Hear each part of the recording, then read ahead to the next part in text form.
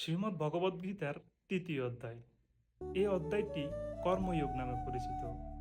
এই অধ্যায়ে শ্রীকৃষ্ণ অর্জুনকে নিষ্কামভাবে এবং আসক্তিহীন হয়ে নিজের কর্তব্য পালন করার উপদেশ প্রদান করেন। শ্রীকৃষ্ণ বলেন, হে অর্জুন, এই পৃথিবীতে প্রত্যেকেরই নিজের কর্তব্য পালন করা উচিত, কিন্তু ফলের আশা করা উচিত নয়। আসক্তিহীন হয়ে অবশ্যই কর্ম করা উচিত, কিন্তু সেই কর্ম ধর্ম অনুসারে হওয়া উচিত।